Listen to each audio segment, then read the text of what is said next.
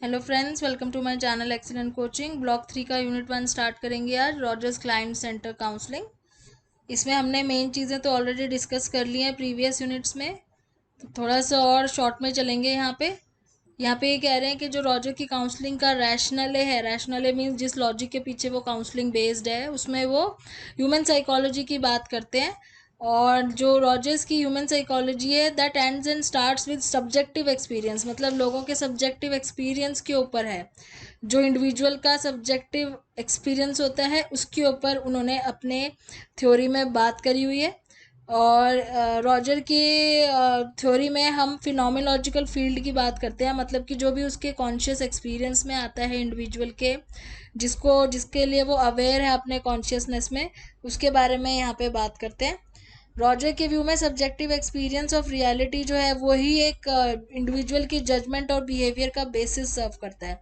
तो मतलब यहाँ पे ये बोल रहे हैं कि रॉजर की थ्योरी के पीछे एक ही लॉजिक है कि जो हम कॉन्शियसली एक्सपीरियंस कर पा रहे हैं या जिसके हम अवेयर हैं वो हमारे फिनोमिनल फील्ड में आता है, और उसी की वजह से हमारे सब्जेक्टिव एक्सपीरियंसेस और हमारे बिहेवियर्स होते हैं। फिर ह्यूमनिस्टिक साइकोलॉजी आती है जिसमें ह्यूमन पोटेंशियल के ऊपर बात करी गई है। ह्यूमनिस्टिक साइकोलॉजी में लोगों के opinions, value, self determination, self actualisation के ऊपर बात की थी। यहाँ पे ये बोल रहे हैं कि मेजर टेनेट्स जो है ह्यूमनिस्टिक साइकोलॉजी के वो ये हैं कि पहली बात तो पर्सनालिटी को समझना। उसके लिए हमें क्या करना है, एक पर्सन को हमें एज अ होल पढ़ना है हर तरीके से, फिजिकली, मेंटली, सोशली, इमोशनली।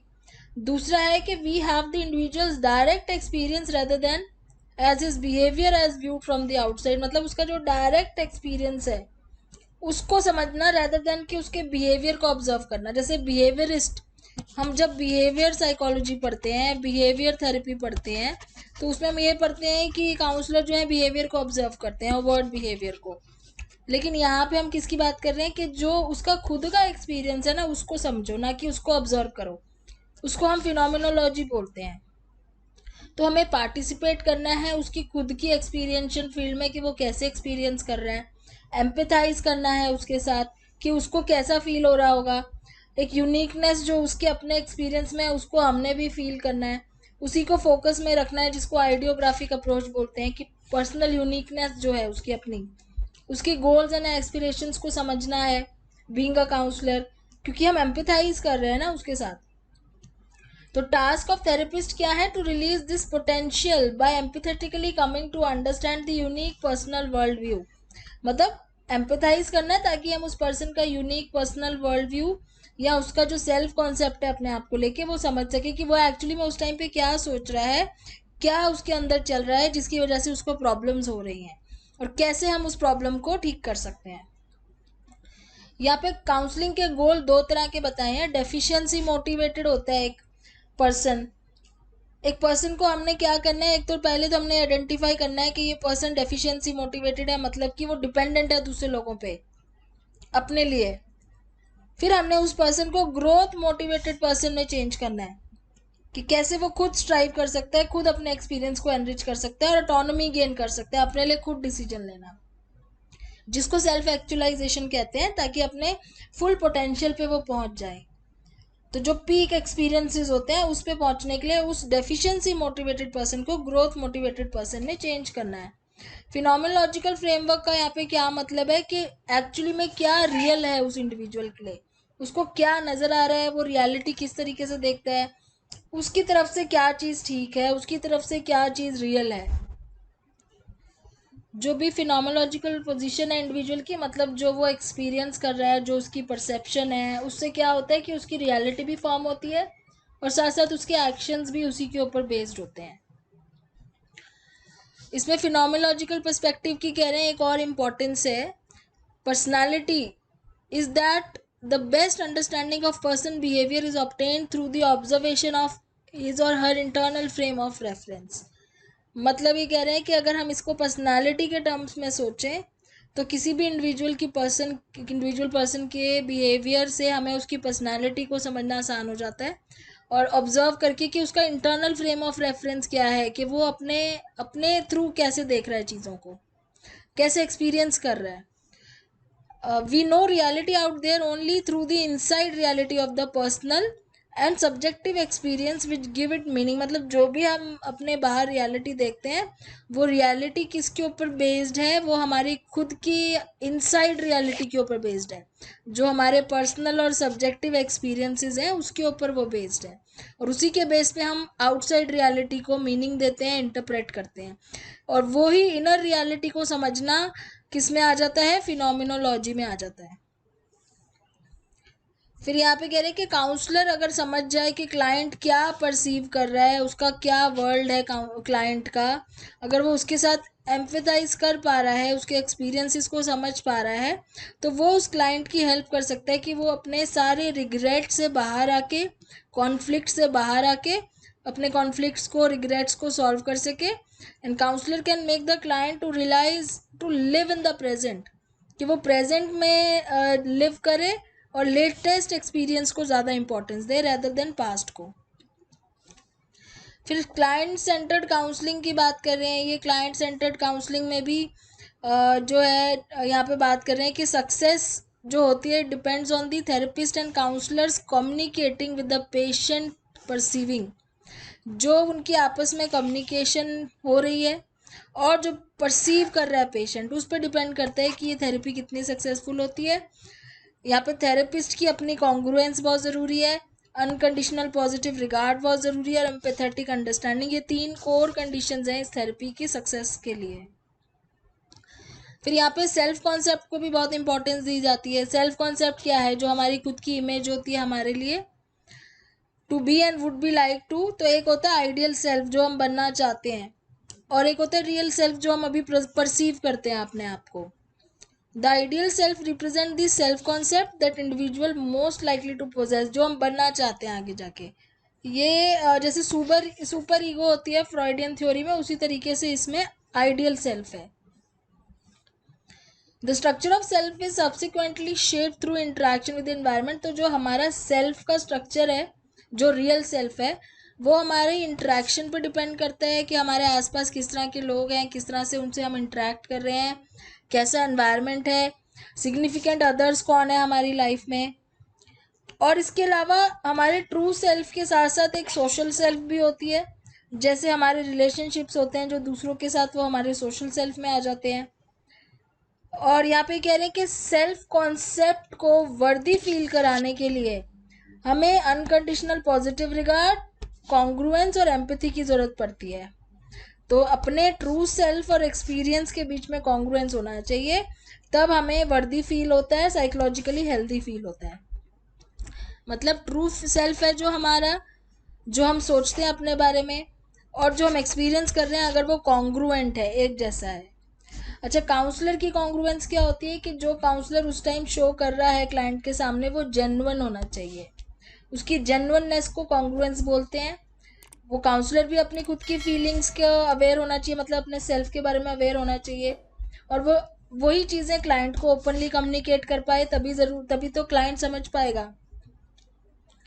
फिर अनकंडीशनल पॉजिटिव रिगार्ड होना चाहिए, जहाँ पे क्लाइंट के ऊपर कोई जजमेंट नहीं हो रही है. जो भी वो बता रहा है या जो भी वो कर रहा है उसके ऊपर जज नहीं किया जा रहा है, क्रिटिसाइज नहीं किया जा रहा है.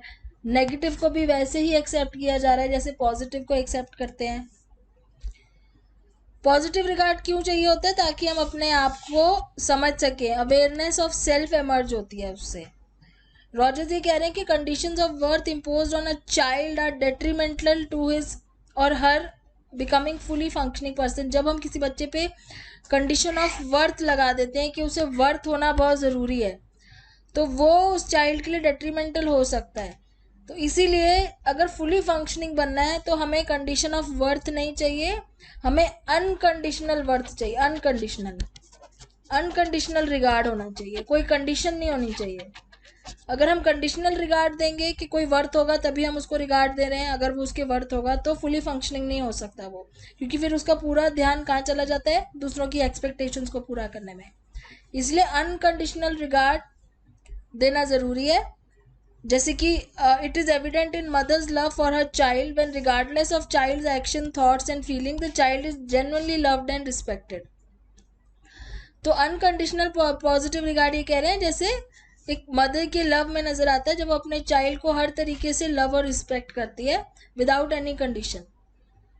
रॉजर का एम्फेसिस अनकंडीशनल पॉजिटिव रिगार्ड में ये नहीं कह रहा है कि डिसिप्लिन नहीं होना चाहिए, कि ऐसे नहीं है कि आप उसे इतना लव और रिस्पेक्ट करो कि उसको डिसिप्लिन ना करो, या सोशल कंस्ट्रेंट ना डालो जो ज़रूरी है उसके लिए, या उसको बिहेवियर को कंट्रोल ना करो।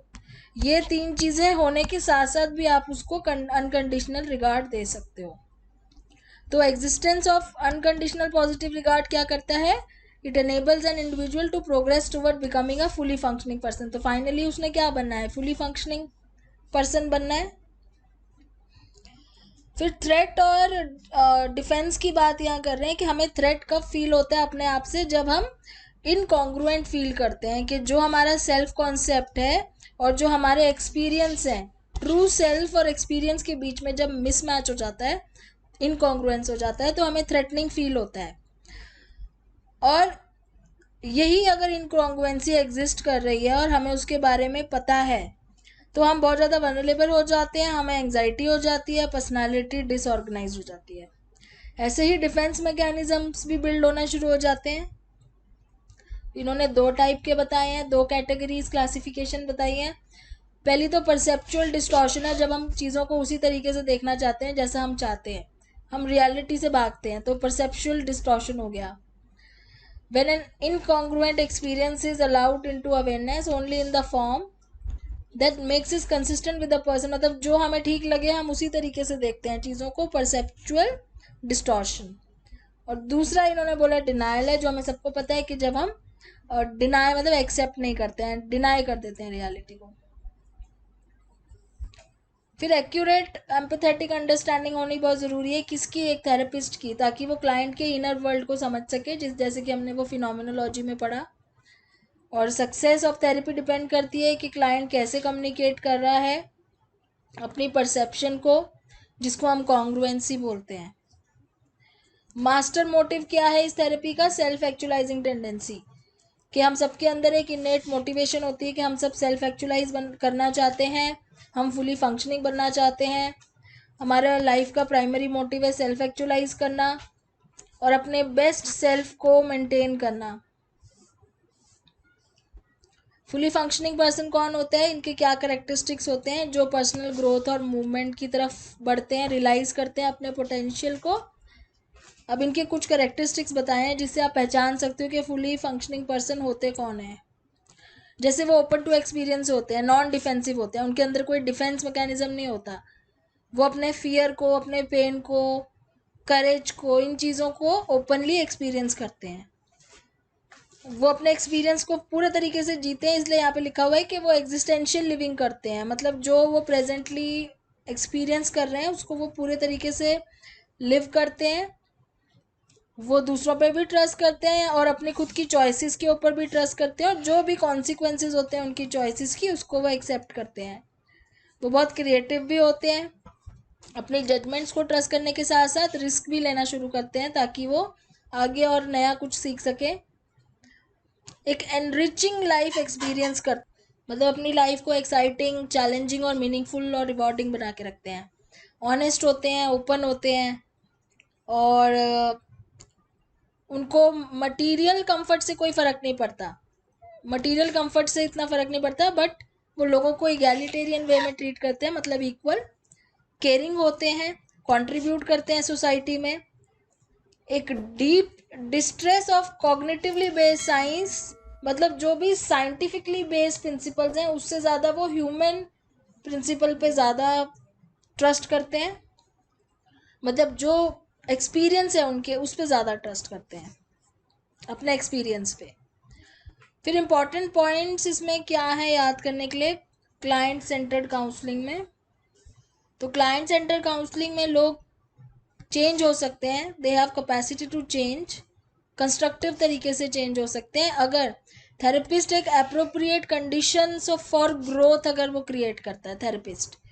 तो क्या चीज़ होती है इसमें? क्लाइंट और थेरेपिस्ट एक साइकोलॉजिकल कॉन्टैक्ट में होते हैं, जिससे वो एक दूसरे का फिनोमोलॉजिकल फील्ड समझने की कोशिश करते हैं। क्लाइंट एक इनकॉन्ग्रुएंट स्टेट में होता है इसलिए वो एंग्शियस होता है, जबकि थेरेपिस्ट एक कॉन्ग्रुएंट स्टेट में होता है और वो अपने रिलेशन में भी वो कॉन्ग्रुएंसी लेके आता है। रिलेशन किसका? क्लाइंट और थेरेपिस्ट का जो रिलेशन वहाँ पे बिल्ड हो रहा है। Therapist unconditional positive regard create करता है क्लाइंट के लिए, एम्पैथेटिक अंडरस्टैंडिंग रखता है और उसके इंटरनल फ्रेम ऑफ रेफरेंस को समझने की कोशिश करता है। और क्लाइंट जो है वो थेरेपिस्ट से अनकंडीशनल पॉजिटिव रिगार्ड रिसीव करता है और उसी कंडीशन में, मतलब ये 6 कंडीशंस हैं प्रॉपर जो बता रहे हैं जिसमें ये अपनी प्रॉब्लम्स को सॉल्व करता है क्लाइंट। साइंटिफिक एविडेंस कह रहे हैं इतना नहीं है इसको प्रूव करने के लिए इस थेरेपी को, बट ये वाइडली यूज होता है बहुत ज़्यादा। और उसके अलावा थेराप्यूटिक रिलेशनशिप कह रहे हैं कि ह्यूमनिस्टिक थेरेपिस्ट किस पे एम्फेसाइज करते हैं कि दोनों के बीच में कितना अच्छा रिलेशन है थेरेपिस्ट और क्लाइंट के। और उससे क्या होता है? अवेयरनेस बढ़ती है, क्लाइंट की फ्रीडम मिलती है, चॉइस करने की फ्रीडम, बेटर ऑप्शंस मिलते हैं लिविंग के। मतलब on the whole it is probably true that humanistic approaches are best adapted to the problem of relatively well integrated functional people. जो वेल इंटीग्रेटेड और फंक्शनल लोग होते हैं, जो अपनी लाइफ का मीनिंग और फुलफिलमेंट ऑफ लाइफ ढूंढ रहे हैं, उनके लिए humanistic approach is the best, ये मानी जाती है। तो ये यूनिट यहाँ ख़त्म होता है। नेक्स्ट वीडियो में नेक्स्ट यूनिट स्टार्ट करेंगे। Thanks for watching.